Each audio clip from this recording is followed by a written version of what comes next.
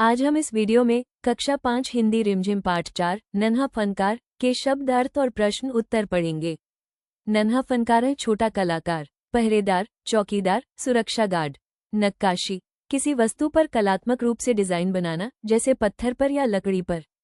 तराशना, पत्थर या लकड़ी को किसी आकार में ढालना। सम्राट, बादशाह, राजा।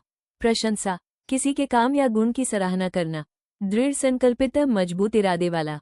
निपुणता, किसी काम में बहुत अच्छी तरह से आना। उत्सुक, जानने की इच्छा रखने वाला। खर्च, धन या समय का उपयोग करना। दखलंदाजी, किसी के काम में अनावश्यक हस्तक्षेप करना। वफादारी, निष्ठा, ईमानदारी। अभिमान, घमंड। प्रश्न 1, माशा अल्लाह, ये घंटियां कितनी सुंदर है, तुमने ये खुद बनाई है? बादशाह अकबर ने यह बात इसलिए कही होगी। क, केशव के काम की तारीख में। ख, ये जानने के लिए कि घंटियां कितनी सुंदर है। ग, केशव से बातचीत शुरू करने के लिए। घ, घंटियां किसने बनाई, ये जानने के लिए। ग, क्योंकि उन्हें यकीन नहीं था कि 10 साल का बच्चा केशव इतनी सुंदर घंटियां बना सकता है। च, कोई और कारण जो तुम्हें ठीक लगता हो। उत्तर, बादशाह अकबर ने यह बात इसलिए कही होगी क्योंकि उन्हें यकीन नहीं था कि 10 साल का बच्चा कैसे इतनी सुंदर घंटियां बना सकता है। प्रश्न 2, केशव पत्थर पर घंटियां तथा कड़ियां तराश रहा था। उसके द्वारा तराशी जा रही घंटियों और कड़ियों का चित्र अपनी कॉपी में बनाओ। तुम्हें क्या कोई खास इमारत याद आ रही है जिसमें नक्काशी की गई हो? संभव हो तो उसकी तस्वीर चिपकाओ। उत्तर, ये रहे कुछ नक्काशी बनाए हुए चित्र। घंटी, जंजीर और इमारत।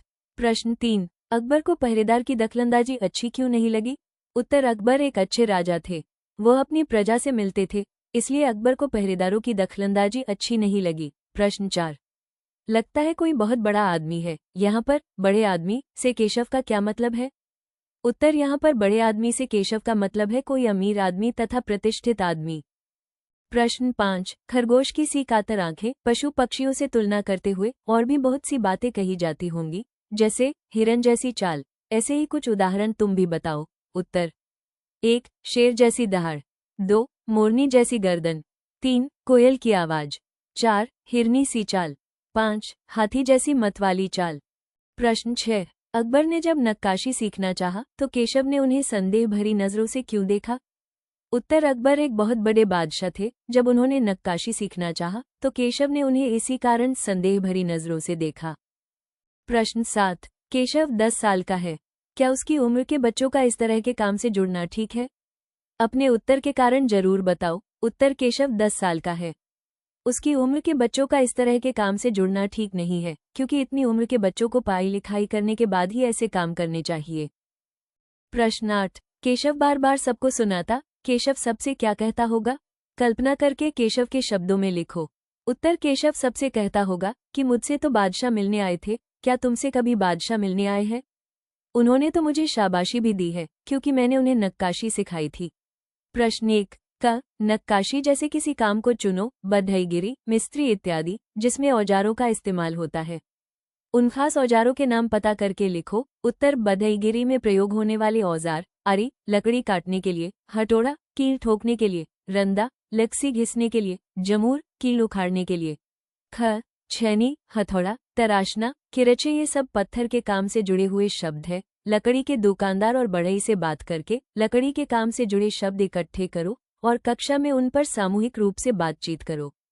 कुछ शब्द हम ये दे रहे हैं: आरी, रंदा, बुरादा, प्लाई, सूत। उत्तर, आरी, रंदा, बुरादा, प्लाई, सूत, कील, हथौड़ी, कड़ी, फट्टा, पेच, सनमाइका आदि। छात्र स्वयं कक्षा में बातचीत करें। प्रश्न 2, कटाव शब्द कट क्रिया से पैदा हुआ है। नीचे लिखी संज्ञाएं किन क्रियाओं से बनी है? इन संज्ञाओं का अर्थ समझो और वाक्य में प्रयोग करो। चुनाव, पड़ाव, बहाव, लगाव। उत्तर, संज्ञाएं। क्रिया, वाक्य: चुनाव, चुन, अच्छे फूल का चुनाव कर लो। पड़ाव, पढ़, आज यही पड़ाव डाल लो। बहाव, बह, नदी का बहाव तेज है। लगाव, लग, पढ़ाई से उसका लगाव है। प्रश्न 3, लड़के ने जल्दी जल्दी कोई प्रार्थना बुदबुदाई। रेखांकित शब्द और नीचे लिखे शब्दों में क्या अंतर है? वाक्य बनाकर अंतर स्पष्ट करो। उत्तर, बुदबुदाने का अर्थ है मन ही मन में कुछ बोलना, जबकि फुसफुसाना, बड़बड़ाना तथा भुनभुनाना में कुछ आवाज भी बाहर सुनाई देती है। बुदबुदाना, नौकर धीरे धीरे बुदबुदाया। फुसफुसाना, मंत्री फुसफुसा कर कुछ बोले। बड़बड़ाना, वो क्रोध में बड़बड़ाने लगी। भुनभुनाना, बिना वजह भुनभुनाना ठीक नहीं है।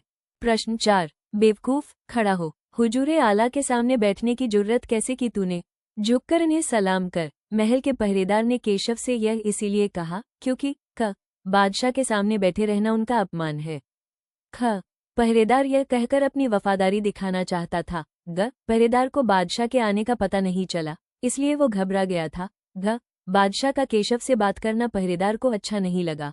उत्तर महल के पहरेदार ने केशव से यह इसलिए कहा क्योंकि वो अपनी वफादारी दिखाना चाहता था।